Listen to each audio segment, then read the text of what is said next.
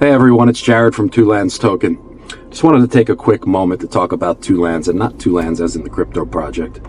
Two Lands as in the world we live in, and the mirage that can be created through social media. What happened yesterday with the school shooting was simply deplorable. I mean, there's no words. With all the shootings that have happened as of late in this country, 27, and I don't think it's even June yet, we have a serious problem, a pandemic, an epidemic of epic proportion. And it seems like we just like to talk about the symptoms rather than treat the problem. I'm not a political person, and I'm not going to get into the whole the gun thing and all that. It just creates more division. I get the argument that guns don't kill people, people kill people, but I also understand that hurt people hurt people. So shouldn't we make it harder for hurt people to kill people?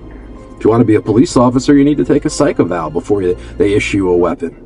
Right? If you buy a house, they're going to do a credit check to make sure you're a responsible individual. And those examples go on and on and on. And I believe something needs to be done because our forefathers never envisioned the type of technology you would have these days beyond semi-automatic. What about nuclear weapons? And let me put it this way. Envision that we were the forefathers right now, today. Well, imagine 500, 1,000, 3,000 years from now, provided that our species evolves and we don't destroy ourselves with nuclear weapons.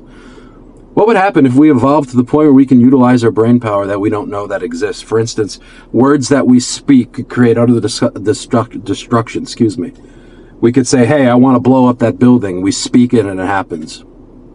Would that fall under the parameters of free speech? Social media can be a wonderful thing, but it can also be very dangerous. You know, there's a lot of insecurity, and it manifests differently in social media. Taking your pictures of your food, what you had for dinner, no one cares, right? Posing besides a Lamborghini that you rented for the day.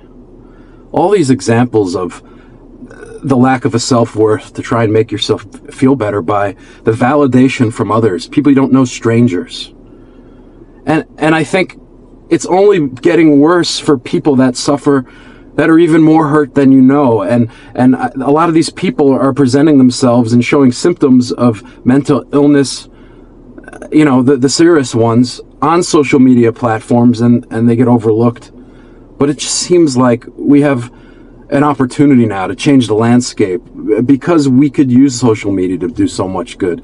We can move the needle from this selfish behavior to selfless.